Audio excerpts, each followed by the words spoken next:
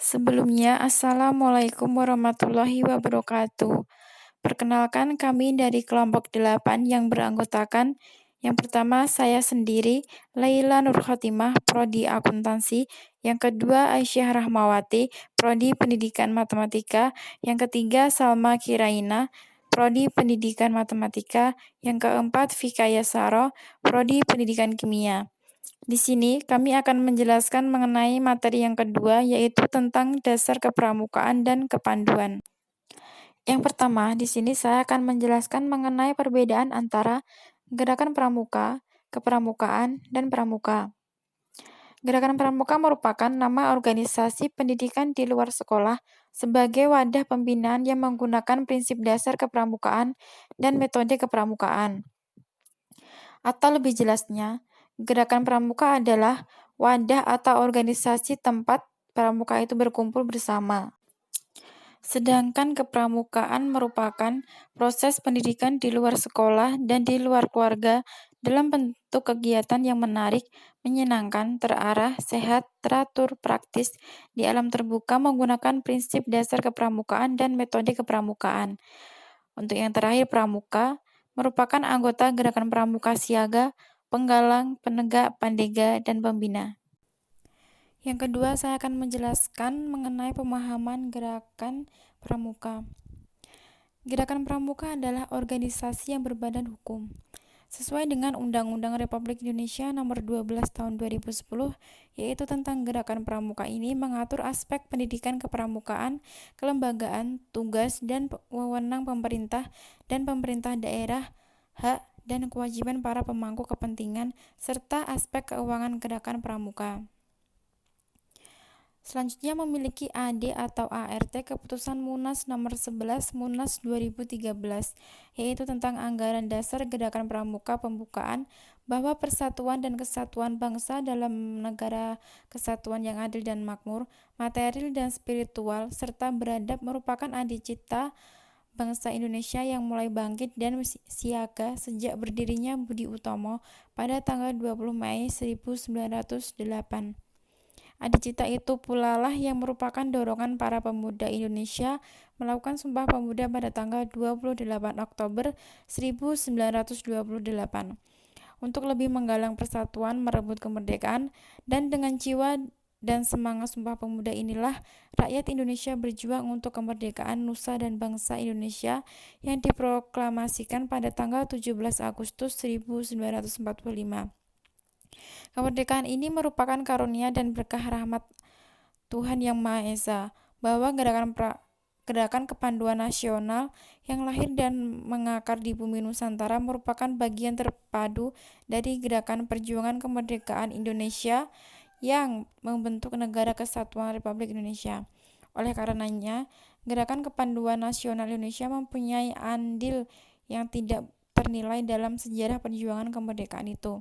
Jiwa kesatria yang patriotik telah mengantarkan para pandu ke medan juang bahu-membahu dengan para pemuda untuk mewujudkan adicita rakyat Indonesia dalam menegakkan dan mendegani Negara Kesatuan Republik Indonesia selama-lamanya. Bahwa kaum muda sebagai potensi bangsa dalam menjaga kelangsungan bangsa dan negara mempunyai kewajiban melanjutkan perjuangan bersama-sama orang dewasa berdasarkan kemitraan yang bertanggung jawab.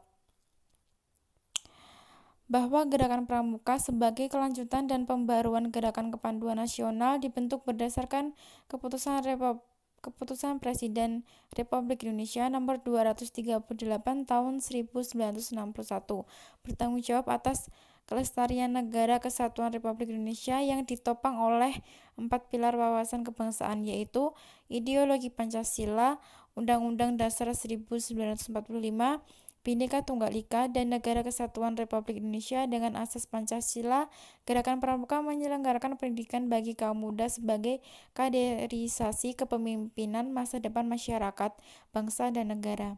Bahwa dalam upaya meningkatkan dan melestarikan hal-hal tersebut telah dilahirkan Undang-Undang Nomor 12 Tahun 2010 tentang Gerakan Pramuka yang menegaskan bahwa Gerakan Pramuka adalah organisasi yang menyelenggarakan pendidikan non-formal melalui pendidikan kepramukaan sebagai bagian pendidikan nasional dilandasi sistem Among dengan prinsip dasar dan metode kepramukaan. Selanjutnya yaitu memiliki prinsip dasar kepramukaan dan metode kepramukaan. Apa sih prinsip dasar kepramukaan itu? Nah, prinsip dasar kepramukaan itu meliputi yang pertama, iman dan takwa kepada Tuhan Yang Maha Esa. Yang kedua, peduli terhadap bangsa dan tanah air, sesama hidup dan alam seisinya. Yang ketiga, peduli terhadap diri sendiri. Yang keempat, taat kepada kode kehormatan pramuka.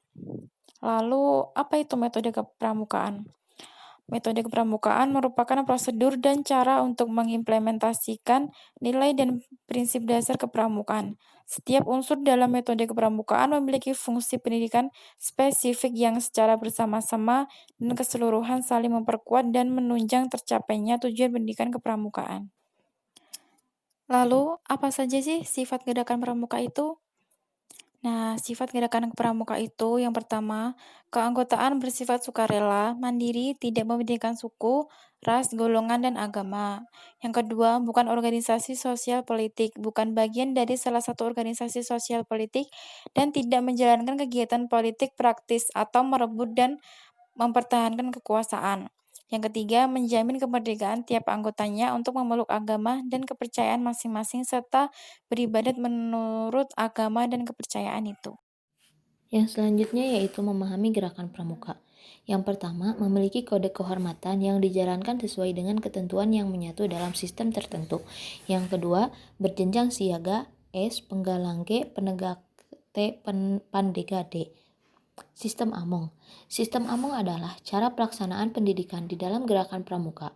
Sistem Among merupakan hasil pemikiran Raden Mas Suwardi Suryaningrat atau yang kita kenal sebagai Ki Hajar Dewantara, Bapak Pendidikan dan pendiri perguruan taman siswa. Sistem Among merupakan pendidikan yang dilaksanakan dengan cara memberikan kebebasan kepada peserta didik untuk dapat bergerak dan bertindak dengan leluasa, dengan sejauh mungkin menghindari unsur-unsur perintah keharusan, paksaan dengan maksud untuk menumbuhkan dan mengembangkan rasa percaya diri, kreativitas, dan aktivitas sesuai dengan aspirasi peserta didik. Sistem Among mewajibkan pembina pramuka melaksanakan prinsip-prinsip kepemimpinan sebagai berikut. Yang pertama, Ingarso Sung Tulodo. Maksudnya di depan menjadi teladan. Yang kedua, Ingmadia Mangukurso. Maksudnya di tengah-tengah mereka pembina membangun kemauan. Yang ketiga, Tuturi Handayani, maksudnya dari belakang pembina memberi daya atau kekuatan atau dorongan dan pengaruh yang baik ke arah kemandirian. Dalam melaksanakan tugasnya, pembina pramuka wajib bersikap dan berperilaku. Yang pertama, cinta kasih, kejujuran, keadilan, kepantasan, keprasahajaan atau kesederhanaan, kesanggupan berkorban, dan kesetia kawanan. Yang kedua, disiplin disertai inisiatif. Yang ketiga, bertanggung jawab terhadap diri sendiri, sesama manusia, negara dan bangsa, alam dan lingkungan hidup, serta bertanggung jawab kepada Tuhan Yang Maha Esa. Sistem Among adalah gerakan pramuka memberi kesempatan kepada peserta didik untuk mengembangkan pribadinya, bakatnya, kemampuannya, cita-citanya. Pembina pramuka sebagai pamong hanyalah menjaga, membenarkan, meluruskan, mendorong, memberikan motivasi, tempat berkonsultasi, dan bertanya peserta didik. Kemudian filosofi scouting. Kepramukaan bukanlah ilmu yang harus dipelajari secara tekun, bukan pula kumpulan ajaran dan naskah-naskah buku. Kepramukaan adalah suatu permainan yang menyenangkan di alam terbuka, tempat orang dewasa dan anak-anak pergi bersama, mengadakan pengembaraan seperti kakak beradik untuk membina kesehatan, kebahagiaan, keterampilan, dan kesediaan memberikan pertolongan.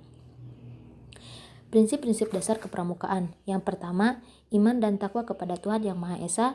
2. Peduli terhadap bangsa dan tanah air, sesama hidup dan alam seisinya. 3. Peduli kepada diri pribadinya. Dan 4. Taat kepada kode kehormatan pramuka. Prinsip dasar kepramukaan juga memiliki fungsi. Yang pertama, norma hidup seorang anggota gerakan pramuka. Yang kedua, landasan kode etik gerakan pramuka. Yang ketiga, pedoman dan arah pembinaan kaum muda anggota gerakan pramuka. Yang keempat, landasan gerakan dan kegiatan gerakan pramuka mencapai sasaran dan tujuannya. Kemudian, kode kepramukaan. Kode kepramukaan merupakan prosedur dan cara untuk mengimplementasikan nilai dan prinsip dasar kepramukaan.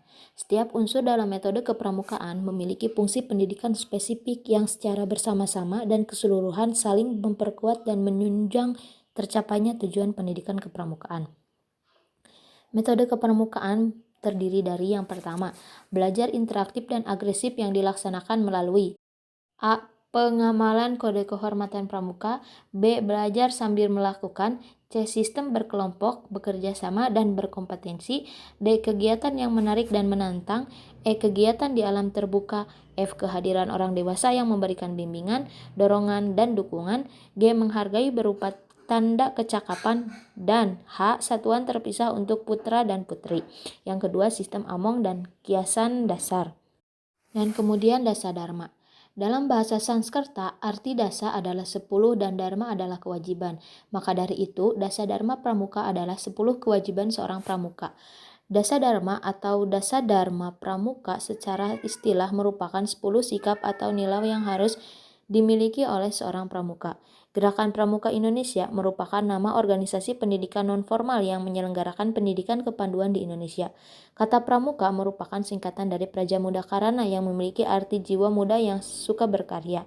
Tapi sebelum singkatan ini ditetapkan, kata pramuka asalnya diambil oleh Sultan Hamengkubuwono IX dari kata poromuko yang berarti pasukan terdepan dalam perang.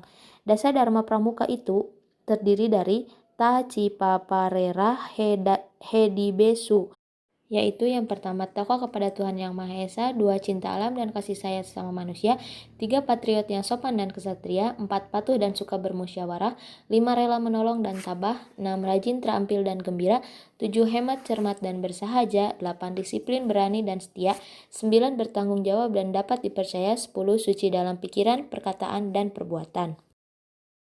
Selanjutnya ada Trisatya yang berbunyi, demi kehormatanku, aku berjanji akan bersungguh-sungguh. 1. Menjalankan kewajibanku terhadap Tuhan Yang Maha Esa, Negara Kesatuan Republik Indonesia, dan mengamalkan Pancasila. 2. Menolong sesama hidup dan ikut serta membangun masyarakat. 3. Menepati dasa pramuka. Selanjutnya, ada Undang-Undang 12 tahun 2010 pasal 4. Membentuk setiap pramuka agar memiliki kepribadian yang 1. Beriman, 2. Bertakwa, 3. Berakhlak mulia, 4. Berjiwa patriotik, 5. Taat hukum, 6. Disiplin, 7. Menjunjung tinggi nilai-nilai luhur bangsa, 8. Memiliki kecakapan hidup sebagai kader bangsa dalam menjaga dan membangun NKRI, 9. Mengamalkan Pancasila, serta yang ke-10. Melestarikan lingkungan hidup. Selanjutnya ada bagan bagaimana untuk hidup. Yang pertama yaitu kebahagiaan. Kebahagiaan ini dibagi menjadi 2. Ada cita-cita luhur serta pelayanan. Cita-cita luhur yaitu pengetahuan alam sebagai perwujudan Tuhan Sang Pencipta kepada keajaibannya dan keindahannya. 2. Pelayanan, pengorbanan diri untuk orang lain, yaitu pengembangan kasih Tuhan yang ada di dalam diri kita masing-masing. Selanjutnya, gerakan pramuka itu learning process yang dimulai dari to know, untuk mengetahui, to do, untuk melakukan, to live together, untuk hidup bersama dengan masyarakat, to be, untuk menjadi, lalu yang terakhir to serve, untuk melayani masyarakat. Pandega dan kepandegaan. Yang pertama, pandega. Pandega adalah anggota muda gerakan pramuka. Yang pertama, yang bisa disebut senior rover. Yang kedua, berusia 21-25 tahun. Yang ketiga, dewasa muda. Yang keempat, pandega juga disebut sebagai agent of change. Yang kelima, menjadi pandega juga harus mandiri. Kemudian, kepandegaan. Dalam suatu kepandegaan, yang pertama harus ada racana, yaitu satuan pandega di gugus depan. Yang kedua, ada nama racana. Biasanya, nama racana diambil dari nama pahlawan atau tokoh pewayangan. Yang ketiga, bentuk kegiatan dari kepandegaan adalah bina diri, bina satuan, dan juga bina masyarakat. Yang keempat, setiap racana harus memiliki bendera merah putih, bendera pramuka, bendera racana, dan lain-lain. Yang kelima, pembina dalam kepandegaan harus sesuai dengan metode satuan terpisah dan bertindak sebagai konsultan. Yang keenam, harus terdapat lembaga yang dapat memberikan pendidikan khusus yang menjurus kepada peminatan yang juga disebut dengan saka. Yang ketujuh, ada Dewan Pandega atau Racana, dan yang terakhir yaitu Dewan Kehormatan Pandega. Baik, sekian dari kelompok kami. Apabila ada salah kata, kami mohon maaf yang sebesar-besarnya. Wassalamualaikum warahmatullahi wabarakatuh.